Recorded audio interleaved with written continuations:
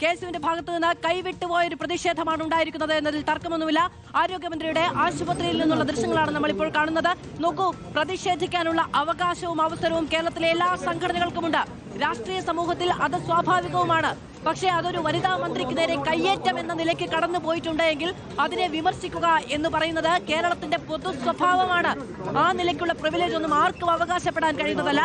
കേരളത്തിന്റെ ആരോഗ്യമന്ത്രിയാണ് പ്രേക്ഷകർ ഈ നിലയ്ക്ക് കാണുന്നത് പോലെ ആശുപത്രിയിൽ ചികിത്സ തേടിയിരിക്കുന്നത്.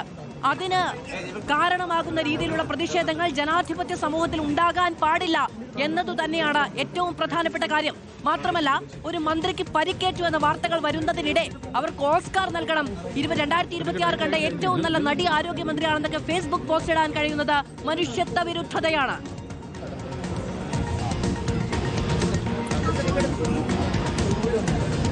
അർജുൻ കല്യാട് വിവരങ്ങളുമായി നമ്മളോടൊപ്പം. അർജുൻ, ആശുപത്രിയിൽ നിന്നുള്ള ദൃശ്യങ്ങൾ കൂടി പുറത്തേക്ക് വരികയാണ്. മന്ത്രി ഐസിയുവിൽ പ്രവേശിപ്പിച്ചു എന്നാണ് ഏറ്റവും അവസാനം നമുക്ക് ലഭിച്ച വിവരം. പുതിയ വാർത്തകൾ എന്താണ്?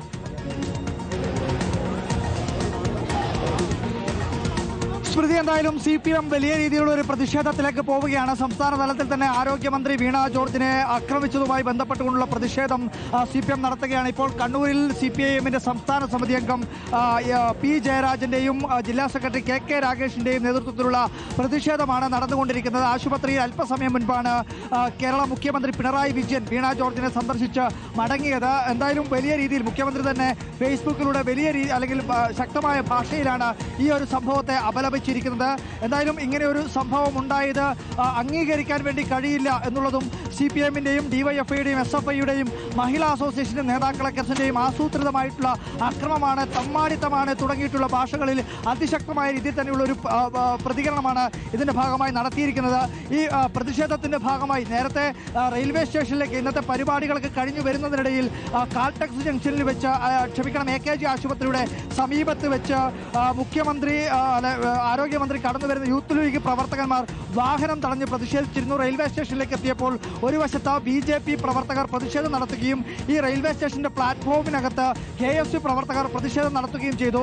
ആ രണ്ട് പ്രതിഷേധങ്ങളും ഒരുമിച്ച് നടന്നതിന്റെ ഭാഗമായി അവിടെ ഉണ്ടായിരുന്ന സുരക്ഷയ്ക്ക് വേണ്ടി നിയോഗിച്ചിരുന്ന പോലീസ് ഉദ്യോഗസ്ഥർ രണ്ടു വശത്തേക്ക് നീങ്ങുന്ന ഒരു സാഹചര്യമുണ്ടായി. അങ്ങനെയാണ് ഈ പറയുന്ന പ്ലാറ്റ്ഫോമിനകത്തേക്ക് എത്തിയിട്ടുള്ള ഈ KSU യൂത്ത് കോൺഗ്രസ് പ്രവർത്തകന്മാരെ നിയന്ത്രിക്കുന്നതിന് വേണ്ടി പോലീസിന് സാധിക്കാതെ വന്നത് എന്ന് വേണം നമുക്ക് മനസ്സിലാക്കാൻ. എന്തായാലും ഈ പറയുന്നത് പോലെ ആരോഗ്യമന്ത്രിയെ ആക്രമിക്കുന്ന സമരം നടത്തിയതോ അല്ലെങ്കിൽ അക്രമ സംഭവമായി ഈ പ്രതിഷേധം ഒരു അക്രമത്തിലേക്ക് മാറിയതോടുകൂടി തന്നെ ന്യായീകരണങ്ങളൊന്നും ഇല്ലാത്തൊരവസ്ഥയിലേക്ക് KSU മാറിയിരിക്കുന്നു. ഒരു അക്രമത്തിലേക്ക് KSUവിന്റെ കൈവിട്ട പ്രതിഷേധം മാറിയിരിക്കുന്നു എന്നത് വളരെ ഗൗരവത്തോടു കൂടി തന്നെ കാണേണ്ടതാണ്. എന്തായാലും ശക്തമായ പ്രതിഷേധമാണ് ഈ ആരോഗ്യമന്ത്രി ആക്രമിച്ച സംഭവവുമായി ബന്ധപ്പെട്ടുകൊണ്ട് കണ്ണൂരിലും സംസ്ഥാനത്ത് എല്ലായിടത്തും നടക്കുന്നത്. മാധു.